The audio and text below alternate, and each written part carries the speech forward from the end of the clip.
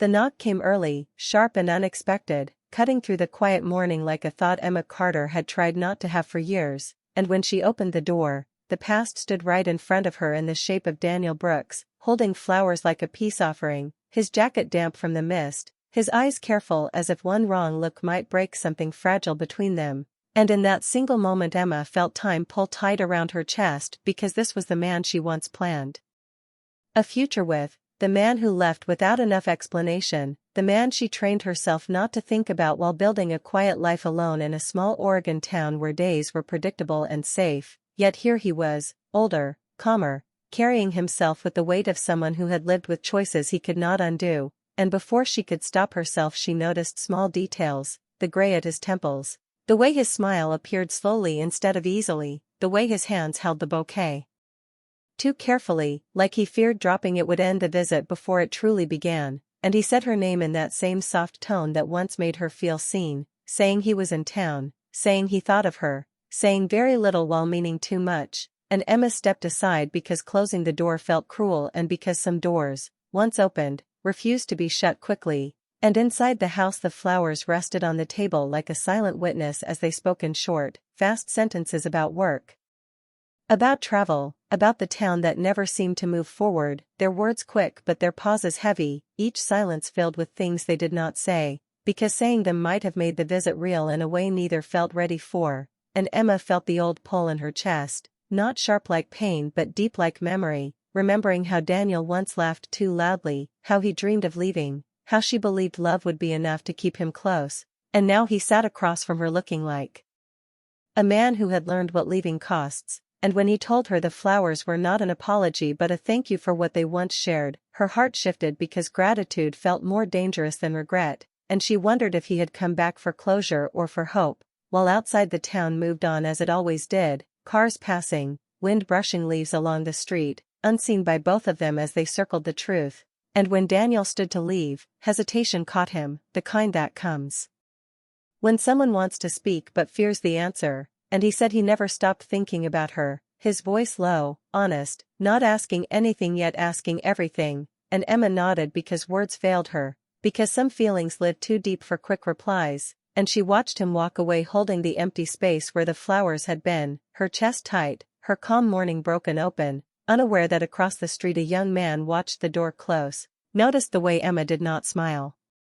afterward, and felt something stir that had been quiet for far too long. While inside Emma stood alone with the flowers, realizing that the past had not returned to hurt her but to remind her that her heart had never fully stopped waiting. Sleep did not come easily after Daniel left, and Emma lay awake as the house creaked softly around her, her mind moving faster than the quiet night, replaying the sound of his voice, the way he stood in her kitchen like he still belonged there, the way the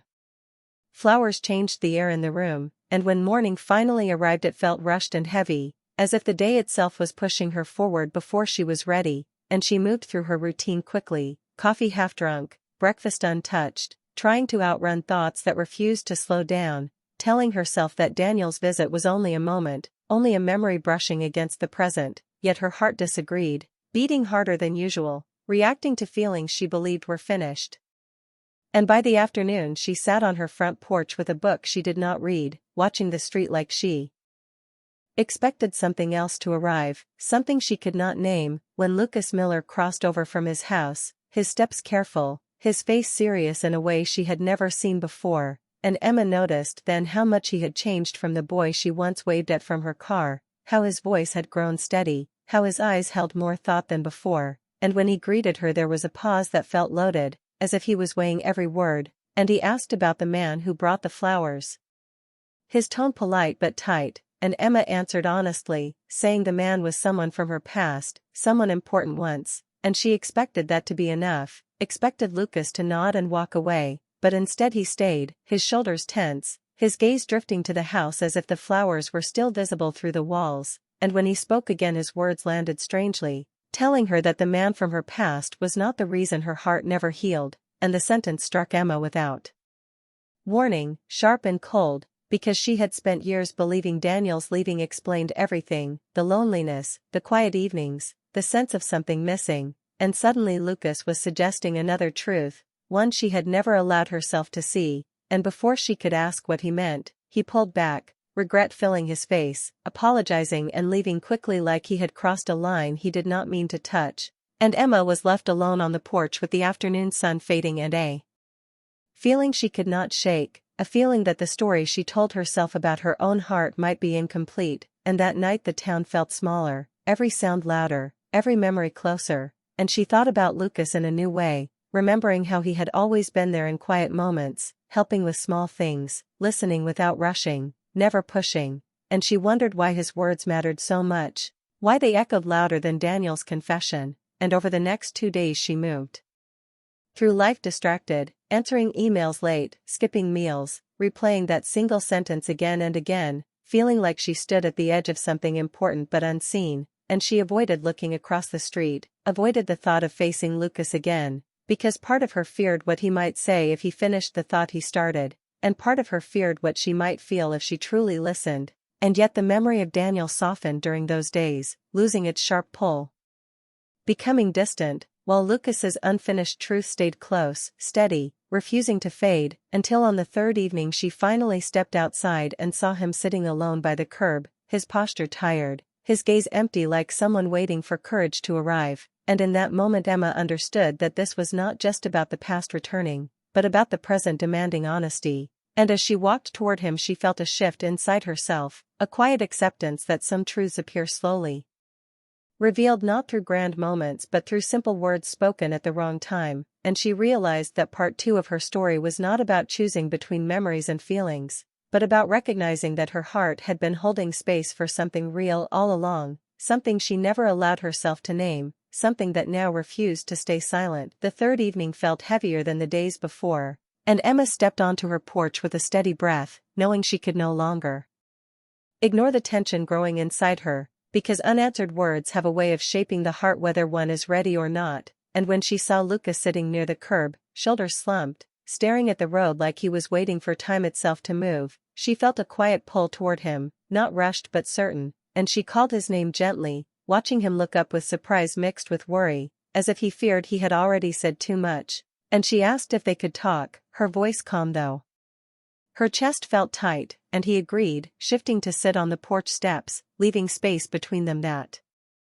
felt intentional, respectful, but also full of things left unsaid, and for a moment the town sounds filled the silence, distant cars, wind through trees, a door closing somewhere, until Lucas finally spoke, apologizing again, explaining that he never meant to confuse her or cause pain, that his words came from a place he had kept locked away for years, and Emma listened without interrupting, sensing that stopping him now would be like closing a door just as it began to open, and Lucas admitted he had watched her live quietly, kindly, always giving more than she took, and that over time his feelings grew without permission, slow and steady, never loud enough to demand attention, and he explained he stayed silent because he knew the age gap mattered, because he respected her space, because he believed caring from a distance was better than asking for something she might not want. And Emma felt a mix of surprise and clarity settle over her, because his words did not feel sudden or forced, they felt patient, thoughtful, and real, and when Lucas said seeing Daniel with flowers felt like losing something he never claimed, Emma understood the ache behind it, recognizing the pain of loving quietly while honoring boundaries, and she realized that Lucas was not asking her to choose, not asking her to respond, only offering honesty after years of restraint, and that sincerity softened something inside her, allowing memories to rearrange themselves, moments she once dismissed now gaining new meaning, the way Lucas always showed up when she needed help, the way he listened fully, the way he noticed when she was tired or distant, and she saw then that her heart had not been empty after Daniel left, it had been careful, learning safety through consistency instead of intensity, and Emma spoke slowly, thanking Lucas for trusting her with the truth, admitting she never saw him that way before because she was still living in the shadow of an old story, one she told herself to explain her loneliness, and she confessed that hearing his words did not frighten her but grounded her, because for the first time the ache she carried felt understood, not dramatic, not rushed, just acknowledged, and Lucas nodded, relief and vulnerability crossing his face, telling her he did not expect anything to change, only that he could breathe easier now that the truth was no longer hidden. And as the evening darkened, Emma felt a shift she could not fully explain, not a sudden decision,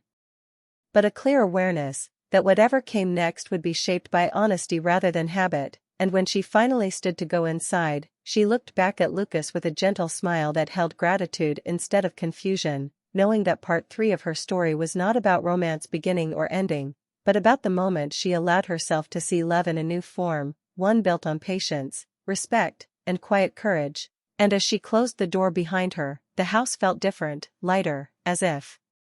truth itself had opened a window she did not know was closed. The final shift came without drama, just clarity, and when Daniel called that night his voice carried a careful hope that Emma once waited years to hear, but now it reached her differently, softer, less powerful, and as he spoke about trying again and not wanting to repeat old mistakes, Emma realized she no longer felt pulled backward, because her heart had already moved forward quietly, learning from truth instead of longing, and she